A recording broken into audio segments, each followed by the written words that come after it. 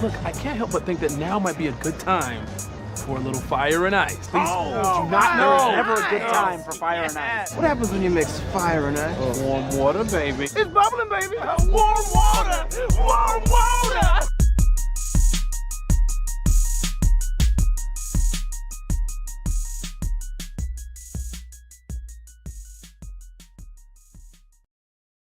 It is time for Fire and Ice. It's a Saturday. We're over here at Bikini Joes on the east side of El Paso, 3390 Rich Beem on the corner of Rich Beem and Zaragoza. Mike Tipton, Brandon the Iceman Cone, and of course we are out here experiencing the phenomenal service that they've got. I've already got my Yingling on me. You know they got the BOGO nachos that Brandon and I are going to go ham on in about 45 minutes. And if you stay till a little bit later, starting at 4 o'clock, they got the nickel pints on select beers from 4 until close, Brandon. I'm always down for the nickel pints. That's really an awesome deal, man. I mean, I'm looking me 4 of them, please. Honestly, I mean, the nickel pint, you can't beat that. Come on over, check this place out. Tons of sports as usual. And, oh, by the way, it's Super Wild Card Weekend last time I checked. God, am I excited about that. Oh, Super Wild Card Weekend. That means, Brandon, we've got a ton of games that we're going to be breaking down as well. But the one thing that I wanted to mention, I saw yesterday on ESPN as they have their coverage of the NBA and they're doing all their NBA stuff. And, we're trying to get people excited about the NBA season, Brandon. Yeah. I saw that they flexed one of their NBA games between the Bucks and the Miami Heat, which would normally be a really big game. Sure. To 11 o'clock in the morning today, so that way it didn't have to go head-to-head against the NFL, once again proving why the NFL reigns supreme. Absolutely. It's January. It's not an important game, not at least yet, for crying out loud. I mean, once the postseason starts, it's a different animal. But that game is, I'm not going to say it's meaningless, but it sure as hell ain't as relevant as the postseason in the NFL. Let's call a spade, yeah? So before we get into all of the games, everything that's going on, super excited. Last weekend was fun. Oh, it was a lot of fun to watch those games. It was great. But the one thing that I wanted to bring up, and I said it to you earlier, I said it to Destiny before I left, I said it to Dave, I said it to anybody that was listening, basically. Today is more than likely my last day to get in front of a microphone and be the belligerent Dallas Cowboys fan, because we got to watch them last week just get it handed to them by a rookie quarterback that I can't even remember his name. I don't either.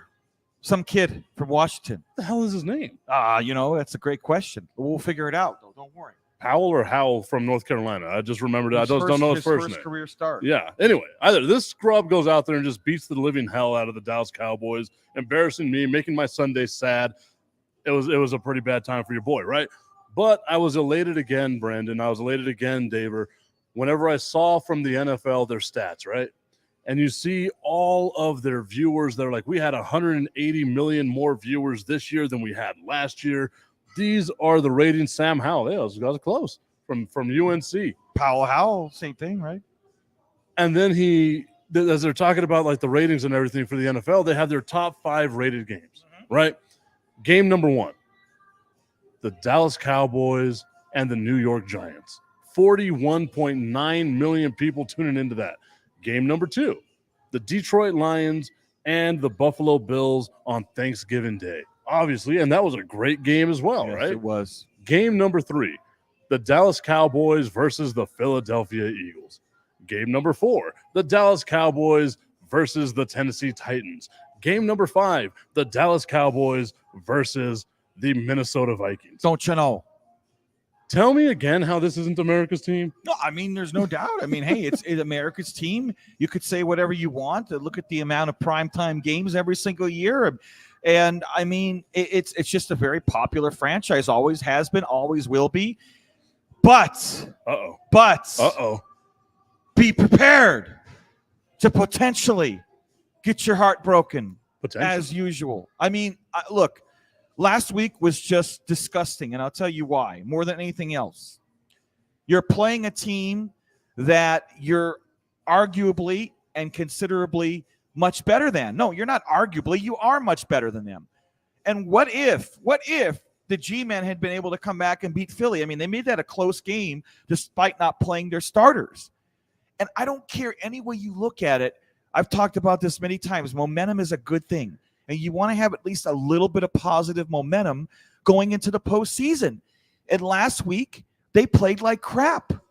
And they just had no resemblance of the team that has played well inconsistently this year. And a dose of desperation helps too. Oh, yeah, exactly, Daver. Desperation.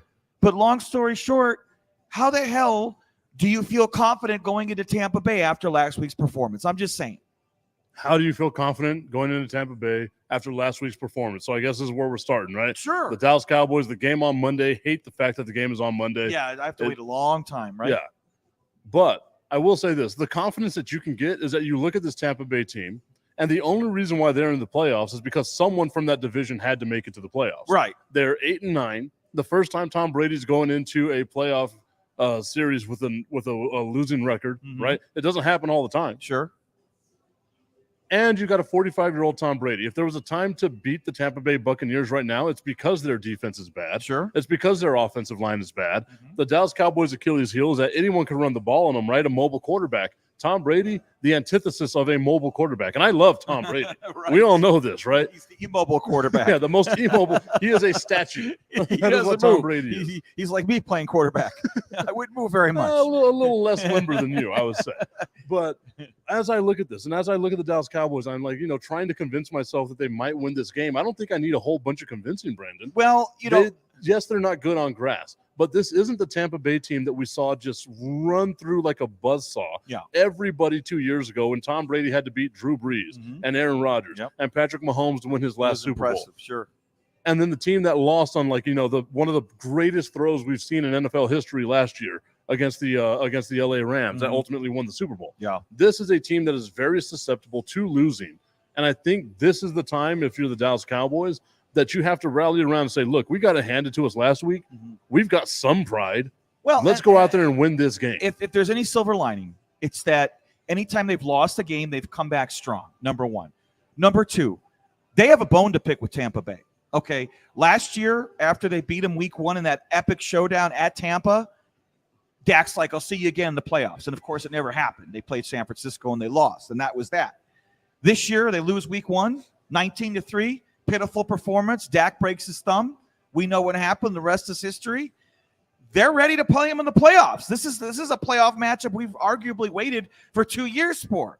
So I will say that you're going to see a jacked up, pumped up Dallas Cowboys team go against a, very vulnerable, very susceptible Tampa Bay team that is not the team that we're used to seeing the previous 2 seasons, even what they were last year.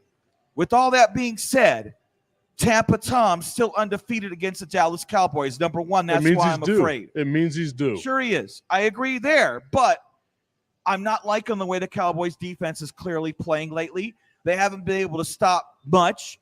It's already bad enough you can't stop the ground game, but Tampa hasn't been great on the ground this year. That's one thing. But even the secondary hasn't been as good. They've been allowing a lot of big shots down the field, and we know Tampa has those weapons. So, to me, it's going to come down to Dak Prescott, okay? If he throws another pick six, they're done. Put a fork in them. He cannot play as inconsistently as he's been playing the past 7 or 8 games, or else they will indeed lose that game and McCarthy will get fired. Dak Prescott has the enviable position of being the one quarterback in the history of the NFL, 100 years, that has a either grip on or share of the number one stat when it comes to throwing the most interceptions. And he missed 5 games. That's crazy. That's unheard of. That is his enviable position. He missed that many games and still has a share of the most interceptions thrown in the NFL this season, which is just a horrific stat and something to be terrified if you're a Dallas Cowboys fan. We've seen it. I think Shady McCoy has mentioned it on the NFL Network as well, where it seems like Dak takes like 3 steps forward and then just out of nowhere falls back into being this bottom-tier quarterback. If the Dallas Cowboys have a shot of doing anything in the playoffs, Brandon, it rests on Dak Prescott and the decisions he makes. He can't throw 1 interception, okay? To me, it's absolutely absurd and inexcusable what he's been doing. That's not a good quarterback. I'm sorry. I mean, as good as he is and as great as he's been at times, a good quarterback doesn't do that from week to week to week. A bad quarterback makes bad decisions, doesn't read coverages, and doesn't throw almost 1 pick six, but 2 last week. I don't know how in the hell that happened, but when it's all said and done, He almost had 3. Exactly. I mean, Tampa's got too good of a defense, and I understand they've struggled at times. And I understand the head shake, and I get it. But they've stepped up at times this year. Not a great defense, not a stellar defense, but a good enough defense, right? And they will be all over him, and they're going to try and play zone, and that's where Dak has struggled this year. Well, and this would be my thing if I'm the Dallas Cowboys, right? Like, Tampa Bay's pass defense has been solid, right? Their rush defense has been abhorrent. And to me, if I'm the Dallas Cowboys, I've got Tony Pollard. I've got Zeke Elliott. I've got, a pretty thick offensive line. We got to see how they have them moved up. One of the biggest losses the Cowboys had towards the end of the season was Tyler Biadasz. And you don't know how much you need your center until you move and shift your entire offensive line, right? They had a Rookie of the Year candidate in their left tackle of Tyler Smith, sorry. And he becomes just an average maybe guard. As a tackle, he's phenomenal, but as a guard, he's not. And then they got Jason Peters, who's 175 years old, playing left tackle. And my mindset was, why didn't you have him as your guard and just leave Smith as your tackle? Because he was doing phenomenally there. You moved Tyron Smith to the right side whenever he came back because of how well Tyler Smith was playing. Why move him into the guard position? Yeah, that's another questionable thing that we've seen about this team. And look, I'm not personally a huge fan of Mike McCarthy. I mean, I've been very vocal about that. I feel that when he's gambled, it usually hasn't paid off. I think that they arguably lost a couple of those games because of some of the decisions, some of the coaching decisions. And I mean, there's been times where, you've loved him, but to me, more often than not, I've just hated the decisions that he's made. Okay. And, ultimately we're going to see what occurs here and what happens and what transpires. But all I have to say is that, yes, I mean, their offensive line, it's been key. It's been key in terms of the ground game. It's been key of the time that Prescott has had or hasn't had. And in terms of the pressure that he sustained, and ultimately, leading to bad decisions. And that's what's going to kill this franchise this year. Again, could be bad decisions. Because, look, to me, and yeah, I mean, Tampa limped in. They lost, whatever, again, last week against Atlanta. They limped in. So yeah, but again, with Tampa, like that loss isn't the normal loss because I don't think Brady played the second half. Right, exactly. Yeah. They rested their starters in the second half. So it's not like it was a real loss. It's not like it was a game you were even trying to win ultimately because it was a meaningless, irrelevant game. But again, this is a team that I think Brady's been playing a lot better lately. I mean, it goes without saying. So that's what really scares me the most about this game is that he has been playing better, and I don't really care. I don't know that their record is showcasing really what potential maybe they even have ultimately this postseason. And that's what really scares me about this Tampa Bay Buccaneer team. As everyone's been talking about Tom Brady being 45, like, oh, he looks like a 45-year-old quarterback. Does he really, really doesn't. No. He's still got the zip. He's still got, like, his mobile ability and things to do that. And that would be the terrifying aspect if I am the Dallas Cowboys, right? The Dallas Cowboys need to be able to have a solid run defense. Tampa Bay can't run the ball. We know that, right? So that way they can drop guys back. And once again, we have to look at what the Dallas Cowboys are putting out on the field. They don't have Anthony Brown anymore. They've had a bunch of injuries, especially the last 5 weeks, to that secondary. And, I mean, just look at last week. We had Jaron Kearse in and out of the game because he just hasn't been that great. What would the Cowboys have to do in order to sack Tom Brady? What do the Cowboys have to do in order to sack Tom Brady? That's been the real thing, right? Like, they led the NFL in sacks up until, I want to say, about 6 weeks ago. Mm-hmm. And out of nowhere, they haven't been able to generate sacks. And I remember everyone thinking this is the first game the Cowboys haven't had a sack. Yeah. And then whenever you look at the statistics over the last month, I think they've only had 4 sacks. And that's not 3 of them acceptable. came in one game. Right. And that was against Josh Dobbs, mm-hmm. who made his first from career from start. Tennessee. Right? Yeah. I mean, that's so whenever you look at that, like, what do they have to do?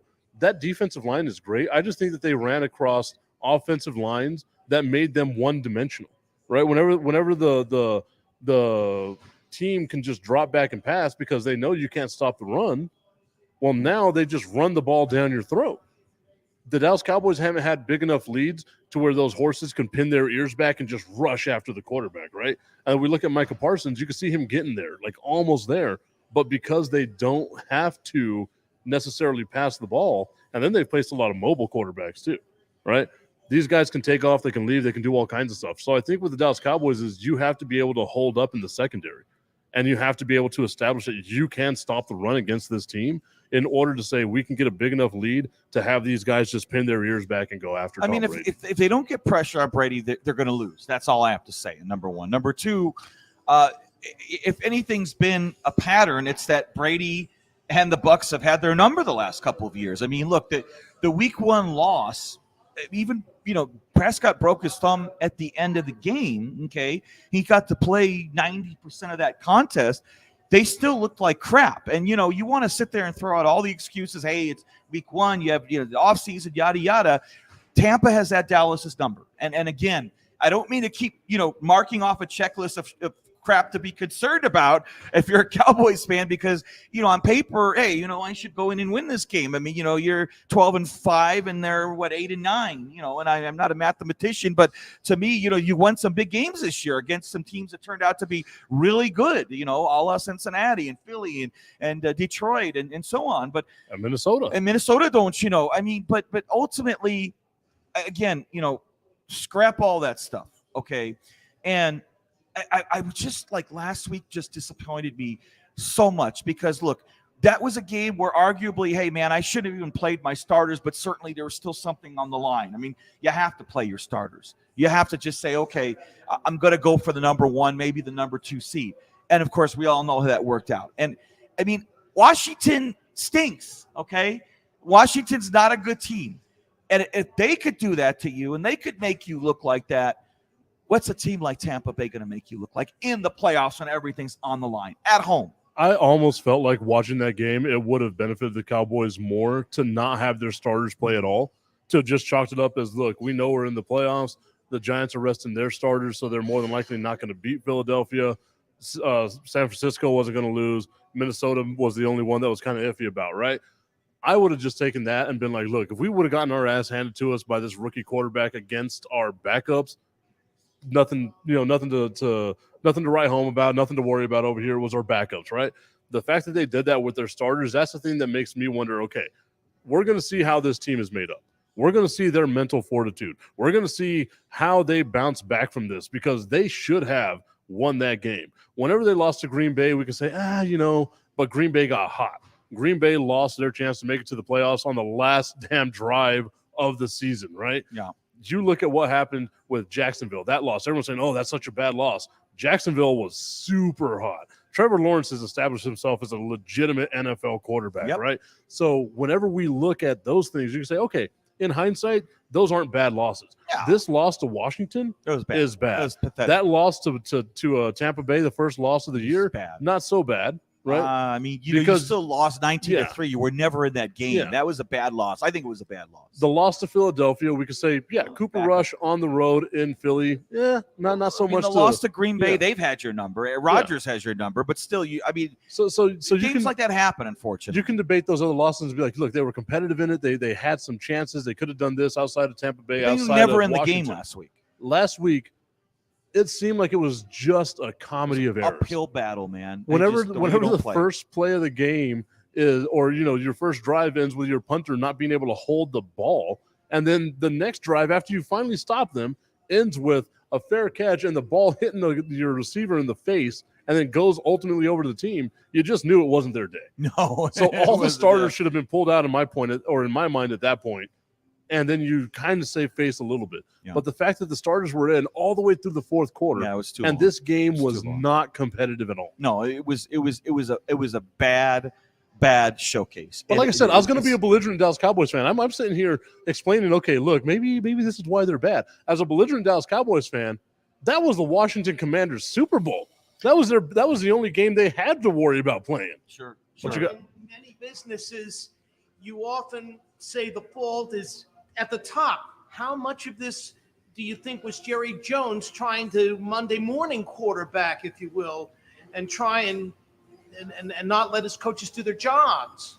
I don't think so. The question is, how much do you think the blame is on Jerry Jones, like not letting the coaches do his jobs? I don't think Jerry Jones is as hands-on as a lot of people think, right? He obviously likes Mike McCarthy. He dealt so long with Jason Garrett because there was a genuine belief in my mind there that he thought that these guys could get them over the hump. I think what it comes down to is that there needs to be a change in the mindset of the players. The owner, the coaches, and everyone else around the players can only do so much to get them there, right? It has to be a lot of it has to be on Dak. Make a smarter decision. You had one play or two plays, I guess, in that game, right, where Dak Prescott throws to the right side across the entire field. One of them gets dropped. It would have been a pick six. And then the next play, the same damn play afterwards, throws the actual pick It's six. coaching, man. It's not necessarily coaching. That's on Dak. You have to look at that and say, that guy's not open, and go somewhere else. How many times did you look at that game and the game plan and see, oh, man, if Dak would have just checked it down? How many plays to CeeDee Lamb did he just not complete it to CeeDee Lamb? That's not on the coaching. Well, the no, coaching of course has not. the play developed. But I'm saying, the why play do you go to the developed. same side of the field when you know they almost had a pick That's six? the quarterback. Well, I mean, The coach isn't out there saying throw to the right side of the field. He's saying find the open man, go through your progressions. We've all been around football coaches. Yeah, of course. Do you think Jerry Jones is like, you know what, No, Dak? that I don't. I don't Let- think he's micromanaging that much. Let me tell you one thing, Dak. If you're going to throw somewhere, you're going to throw the right You side of throw the the field. right side. You keep throwing the right side of the field, Dak. You're a right-handed quarterback. You throw right side of the field. You have small hands, Dak. Byron Dalrymple saying Dak cannot check down, and he also went on to say, wow, he's got a lot of comments on here, saying Dak can just not win big games. I think I'm with him on that. And he says, yes, and if you cannot beat the Commanders, your season is useless. Too many predictable offenses because Dak is limited on making decisions. I'll agree with that. I don't know what the answer is for the Dallas Cowboys if you change quarterbacks, right? First off, you got to find someone that's going to take all that money from that you owe Dak. So you're kind of handcuffed to Dak for a while. You can't put Cooper Rush in there because we saw what that offense was limited as, right? Yes, Cooper Rush had an amazing season. He was 4-1, whatever that y'all want to say about Cooper Rush. He also was 15 of 17 for 100 yards. How many games did Cooper Rush actually crack 100 yards passing, right? It was very few, very few. So you talk about limited offense, it would be more on the Cooper Rush side. Dak, whenever he's right, is a top 5 quarterback. We just haven't seen Dak right what feels like this last month. No, he hasn't. And been. if there's I a mean, time that he's you been- need him to be right, it's now. Yeah, and that's the big problem is that he's 1-3 in the postseason. The only win came in 2018 against Seattle, and that was a good win. But 1-3 is not going to cut it. I mean, and again, it's any way you look at it, you are known in terms of your legacy, how you were remembered as a quarterback or really as a player is how you perform in the postseason. And I mean, regular season is always a good thing, and it certainly pads your stats and gives you legitimacy in your career. But in the end, all anybody's ever going to remember is how you did in the postseason. And I mean, Tony Romo. Exactly. I mean, again, same thing. I mean, it couldn't win a playoff game to save his life. Didn't do much. And I mean, okay, on the quarterback, on the franchise, this franchise is cursed. I mean, whatever you want to say, but you got to be able to take care of business. That's the point. I mean, a good team, no matter where they are, no matter what's stacked up against them, and there's a lot of things that are stacked up against teams, they find a way to win in the postseason. They find a way to get it done, no matter where the game's played.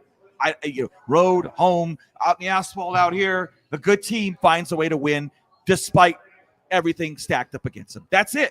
Our guy David brought it up earlier. Like whenever you look at Tom Brady and his Super Bowl wins, it's not like they've been, these huge impressive wins. They've Most been of a them lot really of them, close. These come from behind, last second, let's kick a field goal, win the game, do what it takes to win the game. Sure. The difference that you see between Dak Prescott and let's say Patrick Mahomes, right, is last year we saw Patrick Mahomes try to force the ball downfield to Tyreek Hill, even though they were playing that real deep cover 2. All the defenses were playing that real deep cover 2 that Kansas City ultimately had an issue with. What did Patrick Mahomes do this year? He said, oh, okay, I can check down the guys. And still leads the league in passing. It's still Patrick Mahomes, Patrick effing Mahomes, right? So he's still able to do the things that he was able to do with a more dynamic version of the offense. We haven't seen that click into Dak's head. We haven't seen Dak utilize the check down game the way that he should. And anytime that we see Dak actually try to check down, he is so inaccurate. Oh, it's bad. It's pathetic. It's not funny. It's not a lack of weapons either. I mean, Pollard's a hell of a receiver. Look at our tight end core. I mean, exactly. I mean, now you add T.Y. Hilton, who's an all-pro, and of course Bright. You have a situation where they have so many friggin' weapons there. CeeDee Lamb. Yes, thank you. Lamb is really emerged this year. Okay, and yes, I mean, every single weapon they have is a solid, legitimate weapon. And that's the thing that you can't take it away and say, hey, you don't have a lot of weapons, therefore we're going to, say, okay, well, you need more weapons to be a better quarterback. I mean, you need a better offensive line. You need this, you need that. All the pieces are there. You have not one but two great running backs. Do I need to say anything else? Who wins this game on Monday, Brandon? Tampa Bay.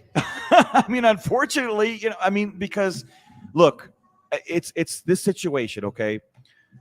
You're playing against the GOAT in Tom Brady. Yes, he hasn't had nearly as great of a season as he had, last couple of years or whatever. All the odds and all the chips are stacked up against you, okay? You haven't performed well on grass this year. Dak is not playing well, in my opinion, okay? Dallas can't win in the postseason to save their life. They're on the road. It's on grass, whatever. I mean, anything you want to say. In the end, the Dallas Cowboys are who I always think they are. And guess what, guys? It's January. So now you know how they're going to do. Need I say anything else? I've got two questions for the experts. First, how do you coach Dak Prescott to use those other skill sets needed by a quarterback? And how do you do it in time for Monday's game? Well, you want to take this or you want me to take this? That's a hell of a question, David. The one thing that I would say is that I believe he's already being coached on that. I think that there's no way that you enter this season knowing who Dak Prescott is as a quarterback saying, okay, well, maybe not, right? You look at Dak and you say, you got to be able to utilize the check down. The check down is always there. It's an extension of the running game, especially whenever you have Pollard, especially whenever you have Zeke Elliott.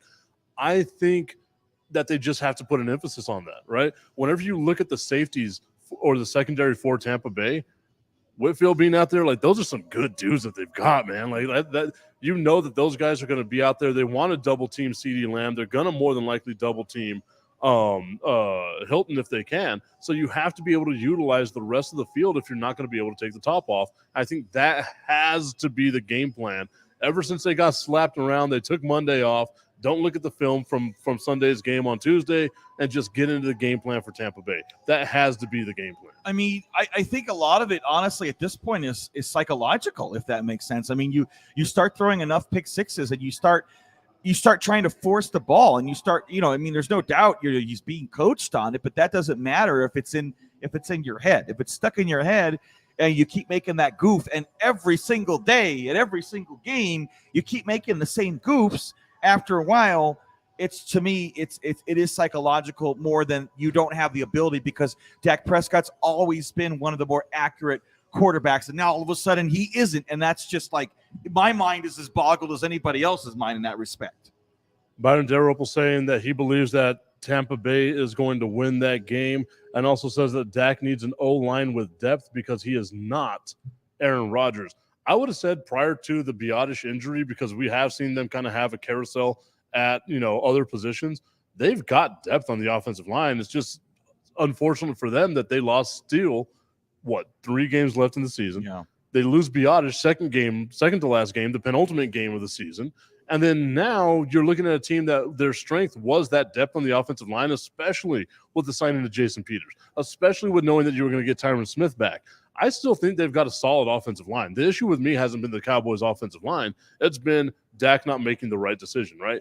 How many times did we see last week where he dropped back to pass the ball, got happy feet, and just released it without having anybody around him as if he was under pressure? That's the quarterback thing, right? That's not necessarily the offensive line. I still think Dallas has a phenomenal offensive line, even without Biotish, and we'll see if he's actually back now or not. You said you think Tampa's going to win. Byron says that he thinks that Tampa's going to win. I've got to be the belligerent Dallas Cowboys fan here and say that Dallas Cowboys are going to win, and this is the reason why, Brandon. Whenever I look at the defense, check, Dallas Cowboys. Whenever I look at the offensive weapons, CeeDee Lamb, T.Y. Hilton against Mike Evans and Chris Godwin, check to the Dallas Cowboys. Running game, Leonard Fournette versus Zeke Elliott and Tony Pollard, check to the Dallas Cowboys. Quarterback, Tom Brady, sexy as all hell, right? But Dak Prescott, check to the Dallas Cowboys. Offensive line, check to the Dallas Cowboys. Mike McCarthy, better than I can't even remember who the hell Tampa Bay's coach is because it's not Bruce Arians, and that's who I was going to say. So check to the Dallas Cowboys. Ownership, check to the Dallas Cowboys because Jerry Jones is the man. Just basically look at it in stadiums. Check to the Dallas Cowboys. Where would you rather live, Tampa Bay or Dallas? Check to the Dallas Cowboys. The Dallas Cowboys are going to win simply because Tampa Bay is not worth even mentioning anymore. And that hurts because I love Tom Brady. Wow. One thing you forgot to check, though. It's the postseason. And we know how Dallas Hey, does we don't in the look at what month Okay. of the year it is. I'm We're just just saying. looking. I'm just saying. It's 2023, new year, new me, new Dallas Cowboys are going to win this game in you're right. January. I hope you're We've right. got it. Because It's if they gonna win happen. this game, I mean, who knows, right? At this point, I mean, but yeah, I mean, it's. I have no faith in them, man. I hate to say it, but I have no faith I'm about in to them. I hope pour you're this right. beer on you. I hope you're right. That's the same thing that Byron said too. As a fan, I hope Dallas wins. I want to see them win so bad. I feel like what Tampa Bay has on their side, right? If we're going to check a box for Tampa Bay, 27 years of history and disappointment from the factory of despair that the Dallas Cowboys have become for their fans. Pretty much, yeah. It's pathetic, man. It's unacceptable. I mean, Christ, the Bears have been to a Super Bowl more recently than the Cowboys. Have to borrow something from the Philadelphia Eagles playbook. Oh, Don't make that the entire Eagles playbook. No. Okay. No, Daver, no. I will never give the Philadelphia Eagles or their fans the pleasure of me saying that, yes, the Cowboys have to borrow something from the city of Philadelphia. Brandon, I don't know if you've seen it. Daver, I'm fairly positive you haven't. One of my close friends, Pat Costello from Philadelphia, that I met whenever I was working up at ESPN, he and I have a show, Bob, Jim, and Pat Get Drunk on the Internet. We were texting today. He sent me a thing about Nick Castellanos from the Phillies, how the Phillies, did this thing with analytics to help out with Nick Castellanos, and his defense became great. And I said, wow, too bad it didn't help him win the World Series, right? Secondarily, I also put on there, or he replied to me because we had some back and forth here. He replied to me, I hope Dak Prescott's arm falls off, to which I said, I hope Jalen Hurts gets Nick Sirianni's cross eyes. And then it just went that way and that way. But where we became united and where I hope David can become united with me as a Philadelphia Eagles fan and a Cowboys fan would be our mutual hate for the New York Giants. There you go. At least you guys have a little bit in common there. Thank God. F the Giants is what we're all taking from this game. Okay, so let's talk about them, right?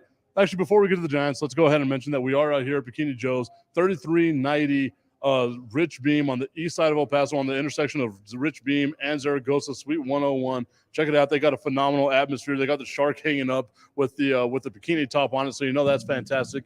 The bartender, Ashley, has been doing a phenomenal job taking care of Brandon and I as well, and also taking care of David, getting him his glass of water so that way he doesn't beat me up or pour any alcohol on me, because that would be sad. But they've got some BOGO nachos, Brandon. That's going to be from 11 o'clock until 4 p.m., so you and I are going to be here for it. And they've got those nickel pints from 4 p.m. until close. On Sundays, they got the Margarita Madness, so they've got, the huge margaritas. You buy any size margarita from a large to a tower to any of them, and you get a second margarita for $1. Wow. That's Can't a beat heck those of a, prices. That really is a great deal. And their nachos are really, really good here. We enjoyed them. So, game number 2 on our docket, I guess why not? Since we already mentioned, the theme of today's show is just going to be F the Giants, right? That's just going to be it. The Giants versus the Minnesota Vikings. I'm sure you already know where I'm leaning on this, so I want to get your expertise and what you think is going to happen in this game, because you got Kirk Cousins at 4:15 p.m., which isn't great Kirk Cousins time, with the whole world watching him. And we know how he performs under those types of pressures against the New York Giants, who I said earlier in the year were fraudulent. I didn't think they were a good enough team to make it to the playoffs. They have slapped me around to prove me wrong. New York Giant fans, I apologize to you. I was wrong about putting that on Twitter. How many sports pundits will actually say that, right? I was wrong. The Giants are halfway decent. They're a shit sandwich, just not soggy. Brandon, what do you think about the New York Giants taking on the Minnesota Vikings? Get your shit sandwich. That's hilarious. Look, a blueprint to beat a team is to play them once already. And if anything, you remember that from when the Giants beat the Pats in the Super Bowl back in 2007. I think the Giants win the game. And I say that because they lost narrowly by a field goal at the buzzer when they still played about a month ago, okay? Kirk Cousins is a very inconsistent quarterback. Minnesota's defense is garbage. I think they're ranked 31st, and they can't stop a lot of people. Giants have a better ground game. They have a better quarterback at times. I mean, Cousins has had his moments, no doubt. He's got a lot of weapons, that's for sure. And the game, of course, is in Minneapolis, a very hostile environment. Skull, you know what I mean? With all that said, though, I think that the Giants, there's something about them. And I mean, obviously, F the Giants, I agree 100%. Not a Giants fan, hate the Giants. But I just have a feeling that's going to be an upset, and the G-men are going to get it done and take care of business in Minneapolis, just because again, they've already played them. They lost a very close game, and they've had some really big wins this year. I think they take care of business and beat the Vikings. I disagree with you on that. I guess if this was a different time, we would say not so fast. Right, we would. I don't like what the Giants have done. I think the Giants, once again, like whenever you look at both these teams, they kind of mirror each other, right? They've had these weird wins. They've had some really bad losses. The New York Giants, to me, are one of these teams that have they found a way to win whenever they needed to find a win. The exact same thing whenever you look at the Minnesota Vikings, right? That win that the Minnesota Vikings had against Buffalo, where somehow, some way, the ball was dropped in the end zone, Minnesota falls on it, they win that game. It doesn't have to go to overtime, anything like that. They've had some really weird wins. That means they've got some sort of good luck on their side, right? I know people don't believe in luck and things like that, but there has to be some monicum of luck out there whenever you're playing sports. The ball has to bounce a certain way, and it seems like this year the sun is shining on the ass that is the Minnesota Vikings. So for me, I think that they've got what it takes, right? Because I look at the Giants, and I just don't see a true legitimate contender for a Super Bowl there, right? Yes, the Vikings have a bad defense. For some reason, I like Kirk Cousins. I don't know why. I just want to see him win a couple of games in the playoffs, mainly because I want to see him beat the Giants, where I already know what I'm saying, F the Giants. So I like what I see there. I like their offense. Justin Jefferson is an absolute monster. They're able to get the tight end from Detroit, whose name escapes my mind right now, and that got them in different dimension to their game. Dalvin Cook is still a phenomenal running back. They've got weapons there. And I think if this becomes a shootout, I trust Minnesota's offense much more than I trust the Giants' offense. And neither one of them have a defense worth writing about. They really don't. But, after all that's said and done, I'm still going to stick with the G-Men. I mean, I agree with the fact that, Minnesota could definitely, put it on. I mean, they've been impressive in some games, but I don't know. I just have a feeling that New York's going to take care of business. Okay, so you got New York, I've got Minnesota. We can put a little gentleman's wager on that a little bit later on. One wager that we did put up that you have yet to pay me back on, sir. Which one? The Seattle Seahawks, whenever they beat the Denver Broncos, because I told you Russell Wilson was washed in week 1. We got to revisit that, because I told you and Adrian on Not So Fast, my friend, whenever I said I was the only person out there brave enough to say Russell Wilson was washed week 1. I said that out there. I picked the Seattle Seahawks. The Seahawks now taking on the San Francisco 49ers. Geno Smith, where the hell did this come from? 4,000 yards, 30 touchdowns, 11 interceptions, a hell of a resurgence for him. Look at the weapons they've got in Seattle with DK Metcalf, with Tyler Lockett, then with Noah Fant as the tight end, which I thought was the biggest piece that the Broncos gave up to get Russell Wilson. Taking on a San Francisco 49ers team, which seems like it hasn't skipped a beat since Brock Purdy, Mr. Irrelevant, took over that position. This is a hell of a game to try to analyze, because I don't think there's a clear-cut who's going to be better on this side. Who do you got in this game with Seattle and San Francisco? I mean, I think it's a no-brainer. I think that San Francisco wins. And I say that because this is a Do you team, think it's going to be close, or do you think it's just going to be a blowout? I think it could potentially be a blowout. The weather's garbage right now in San Francisco, in Santa Clara. And look, I give Geno Smith all the credit in the world. I mean, what a year. I mean, unbelievable year, leading that team into the postseason. Definitely surprising. Nobody saw that coming, okay? With all that said, San Francisco is the hottest team in the league. They've won 10 in a row. They're so hot right now. They're just, I mean, to me, it's like everyone says Philadelphia in the NFC. How about San Francisco? I mean, that's my favorite right now, potentially, to go and represent the NFC in the Super Bowl. Their defense is wickedly good, and it doesn't matter. It seems to matter who you have at quarterback. They just keep winning. They just keep getting it done, and they just keep winning in impressive fashion. The biggest X factor for them has been the acquisition of Christian McCaffrey.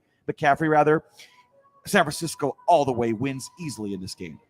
I am reluctant to take the San Francisco 49ers just because of the rookie quarterback, Brock Purdy. He's played pretty well, but I hear you. It's the postseason. Different animal, right? Playoff football is completely different, right? Yeah.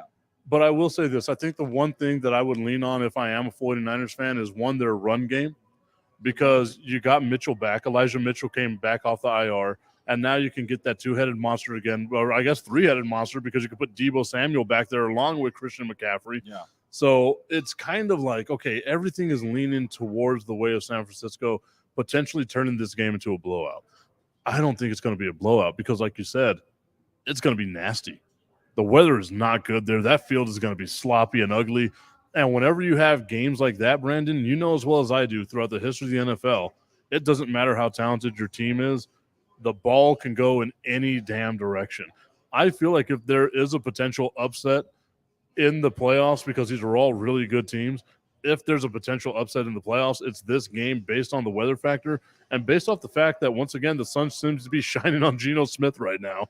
And Pete Carroll is a Super Bowl winning quarterback. He knows how to game plan. He's been there with that team for a long time. That offense is dynamic. I feel like what you can do with Deebo Samuel, you can do with DK Metcalf. And he is a beast of a human being, right? Like just an absolute specimen. So I think with Seattle going in there playing loose with nothing to lose because they're the team that's not supposed to be there, that's a dangerous team. And that should be something that San Francisco 49ers need to be on the lookout for. I still love San Francisco. I mean, I get it. I appreciate your arguments. They're legitimate as usual, but I just don't see Seattle.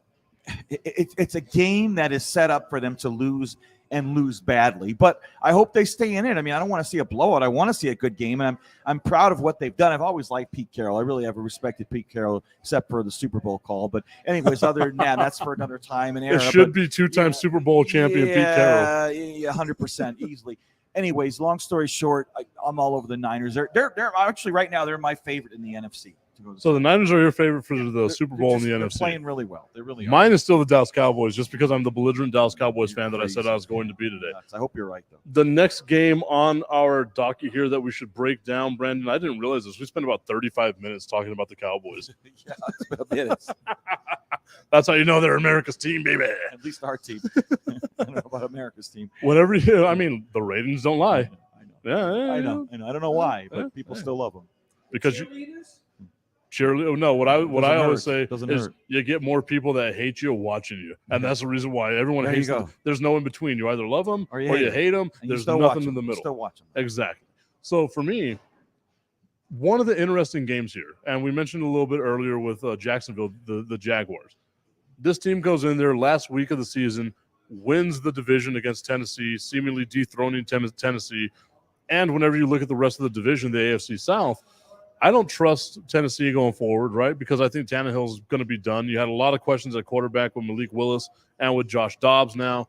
What's going to happen with Derrick Henry? A lot of questions there. You look at Houston, that's just an absolute train wreck. Dumpster fire of epic proportions. Then you look at Indianapolis. I thought that would have been the cream of the crop of the division with getting Matt Ryan. No, they were so bad. It looks like Jacksonville now, after starting the season 2-7, ending the season 9-7, is able to be a team that can actually wreak some havoc here and or 9-8 rather, and cause some real issues going forward. I feel like they've got a stranglehold on here because we see them with a solid running game. Everyone laughed at the Christian Kirk acquisition. Everyone was laughing at Trevor Lawrence when we looked at him last year. They were the biggest train wreck in the history of football with signing Urban Meyer and having all those issues, him kicking his punt or kicking his kicker and calling him like whatever he called him. They seem to have gotten it right, and that's a testament to Doug Peterson. They're taking on now the LA Chargers, another young team that I absolutely love with Justin Herbert, with Austin Eckler, but I feel like Jacksonville has the edge here, and I don't know why I feel that way. I mean, I'm clearly in favor of Jacksonville. They really are that young up-and-coming team. Doug Peterson is going to be, when it's all said and done, the main contributing factor because of the way he's worked with quarterbacks and developed quarterbacks. And sometimes you could have all the talent in the world, but if you don't have the right coaching staff, it's completely irrelevant. And now Lawrence has a great coach to work with him, not a putz, okay? And of course, ETN has turned out to be the real McCoy. I mean, look, again, you can't lie with momentum, man. I mean, momentum's momentum, and this team has been red hot. They beat some great teams. They got in, they won the division. I'm all over Jacksonville winning this game. I mean, I think that, clearly Herbert has regressed this year. I think they've obviously had a lot of injuries. I feel that San Diego has had some potential, but in the end, I mean, look, I gotta go with Jacksonville.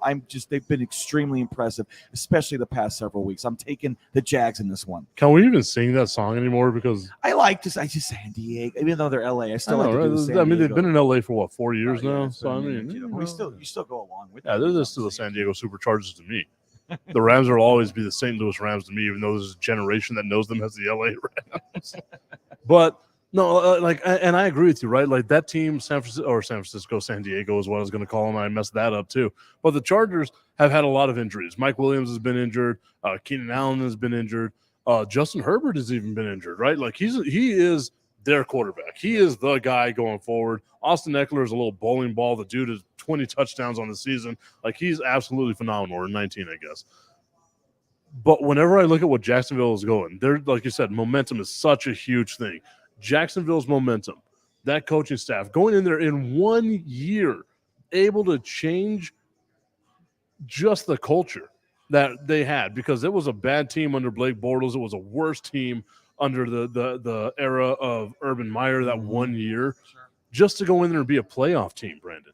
This is a legitimate team that can actually cause, like, if there's a team in the AFC that I'd be scared of, like, obviously you got Kansas City. Mm-hmm. Obviously you got Buffalo. I'm putting Jacksonville up there as well. I don't think anybody wants to play the Jaguars right now. So I think it's the one game that you and I have agreed on so far. Yeah. In other words, we all disagree, but we both love the Jags. And, yes, I do concur in the respect that they are a scary team, and they have nothing but, going up from here, because they've been very, very impressive as of late.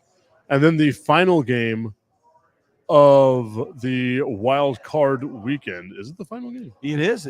Wait, we forgot the Buffalo game. There's two Buffalo. Right. But I mean, we both like Buffalo. Yeah. Right. I mean, they're going to take care of it, especially without Tua. Yeah. So then we talk about Cincinnati and Baltimore. Yeah. Another rematch, by the way. Which let's talk a little bit about Buffalo and Miami real quick. We got to give them their flowers before we end over here at Bikini Joe's. 3390 flowers. Yeah, I mean, we have to, right? 3390 Rich Beem on the corner of Rich Beem and Zaragoza. They got some great specials. Check them out later on today. Check them out all weekend. Come over here, get your football fix, and then go home safely. How disappointed are you? And then secondarily, how worried are you with Tua? Because I'm disappointed with the fact that we're not getting to see a Miami Dolphins team that was clicking on all cylinders with Tua Tagovailoa as their quarterback, able to get the ball to Tyreek Hill. People were questioning his arm strength, right? Able to get the ball out there to Jalen Waddle. This looked like an offense that could put up 35 points a game anytime they decided they wanted to. And now without Tua, even without Teddy Bridgewater, going in there with rookie Skylar Thompson, who I don't think anybody has ever heard of other than me, into Buffalo in 10-degree weather. Like, it's sad because we know what the outcome's going to be. The spread is a 13-point spread. Too much. I know. I'm normally the type of guy. Game. I hear you. They don't have Tua. That makes difference. I'm normally the type of guy, whenever I see a big spread like that, I'm going to take the points, right? A lot of points. I'm thinking Buffalo's covering, and it's going to be bad. Like, this is the one game where I think it's going to be bad. Buffalo's going to come out here, wave their dick at the world, and just basically say, we are here to F stuff up, right? Like, this is what I don't know why I censored myself there. We're a podcast. We're here to fuck shit up. Look at my Buffalo Bills dick. I mean, look. Here's the thing. Miami's been a very big disappointment. Hard to say a team's disappointment to make the postseason, but to the first quarter of the season, they looked like they were going to be a legitimate contender, and then of course they steadily declined. And of course, Tua had his injuries and whatnot, and then you have a great offense with the Cheetah and Waddle and good ground game. And anyways, they got a lot of potential for next year. I like McDaniels. Mike Gesicki is the best tight end in football. Best tight end in football. I still believe that. Yeah, whatever. Anyways, long story short, they've been a disappointment the second half on, and they're going to get killed. Buffalo. It's all Buffalo. Buffalo. That's all the analysis you're getting from us here on Fire and Ice between Buffalo and Miami, because it's not going to be pretty. It'll be ugly, and it'll be ugly a lot. The final game then, Cincinnati taking on Baltimore. No Lamar Jackson in this game, so it kind of loses its thunder. I'm expecting Cincinnati to just go in there and dominate this game. Joe Burrow is that dude. Like, flatly, he is that guy. He is one of the best quarterbacks in the NFL right now, and it's crazy to say that about a second-year player. But he is so damn good. Then you look at the weapons that he has, and Tyler Boyd, and Jamar Chase and Joe Mixon, even the running back. Their offensive line is always going to be my question mark because now you got to try to block guys like Calais Campbell.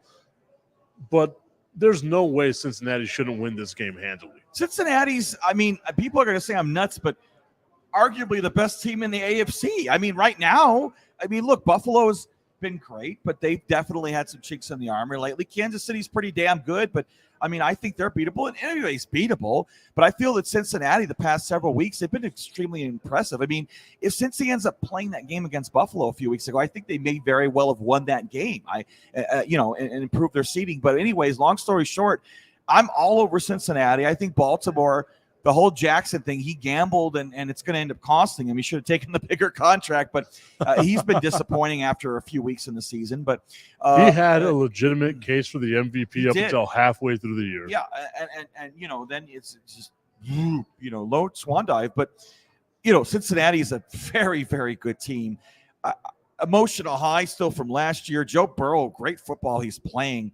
They're watch out. AFC for Cincinnati. That could be my favorite again. Look, it's going to be tough to beat Buffalo or KC, but if anybody's going to do it, it will be Cincinnati, no doubt. They're pretty damn good. All right, Brandon, we're going to do it. We are going to call who will be the Super Bowl contenders this year. Who is going to represent the NFC in the Super Bowl? Who's going to represent the AFC in the Super Bowl? I will let you go first, sir. NFC, it's going to be San Francisco. AFC, it's going to be finally, Buffalo makes it back. Okay, so we agree on that. I agree. I think that Buffalo's going to do it. As much as it pains me that the Kansas City Chiefs won't be there because I love me some Patrick Mahomes. And representing the NFC. You're going to say it. Don't say it. Don't. Okay. Coming out of the great state of Texas. The Houston Texans. The one and only. Going to be 4-time champions under Jerry Jones, going to get their 6th title as a franchise. It will be the Dallas Cowboys. And I'll be wrong on Monday. That's going to be the Let's make a crease on it. No. I don't got that kind of confidence. I'm belligerent. I ain't stupid. You are a little stupid for just saying that, but okay. Last topic that I wanted to bring up, and we'll end it right here on Fire and Ice. Thank you, Brandon, for being out here. Thank you, David. Thank you to everyone that has been watching and commenting and doing all that good stuff. The worst loss or the worst win in the history of the NFL, I believe, had to be last week when the Houston Texans won whoever or beat whatever team they played last week. I think it was Indianapolis, and lost not just their head coach, but also lost the number 1 overall pick. They're now picking second. It's not terrible, but it's not the number 1 overall pick where you have all the power and all the leverage. The Houston Texans, after everything that they've done. You play to win the game, not except for then. Yeah. The Bears have a lot going for them. People are saying, maybe they should trade Fields. No, you don't trade Fields. You trade the first-round pick. You get 4 other picks, and then you build a team around Fields because Justin Fields is great. Shake your head all you want. You're crazy as usual. Long story short, you're Michigan. You okay. Yeah, no, I'm not. Okay, anyways, long story short, you lose that game. I don't say lose games often, but you have nothing to play for. Winning didn't do anything but give you the number 2 pick. That number 1 pick can change everything, okay? You try to lose that game on purpose, yes, and it's done all the time, folks. So don't think that they're a bad team for doing it. I would say it was done all the time. Look at what Washington did last year to screw the Dallas Cowboys out of a home field advantage. Anyway, I'm just interested in the fact that they actually won that game. It was like a Lovie Smith FU to the franchise, and I want to see how far back that sets the Houston Texans going forward. Because at least with Chicago, you can say, yeah, they got some pieces, right? They got David Montgomery. They've got some solid pieces on defense. They've got now Chase Claypool. They've also got the quarterback as well in Justin Fields. What does Houston have? They've got jack shit. They don't even have a quarterback anymore. No, the Davis Mills of all people is what they're like. Oh my God. So it's going to be interesting to see how far back. Like, we haven't even spoken about it. I can't wait until football's out so I can start shitting on the Lakers again. I cannot, for the life of me, understand how far back this is going to set the Houston Texans, because I feel like it's going to be a decade-long reset, kind of what the LA Lakers are looking down the barrel of right now as well. Yeah, I mean, look, long story short, there's times in life where you try to lose on purpose. You try to take the dive, you take the shekels if you're a boxer, and you take the loss and you take it with a grin on your face. I don't know. I mean, look, you could respect him for trying to win the game, but this is one of those situations where you don't respect him for winning the game. I'm just saying, number one pick means a lot. He is Brandon the Iceman Cohen. I am bringing the fire to you all the time, Mike Tipton. We will see you all next week. Thanks to our friends over here at Bikini Joes. Also, Brandon, thanks to our friends over at Three Missions Brewery, 10179 Socorro Road, for supporting the show the way that they have. Join the Mug Club and be on the lookout for a brand new beer at the end of the month of January. Everybody, we will see you next week.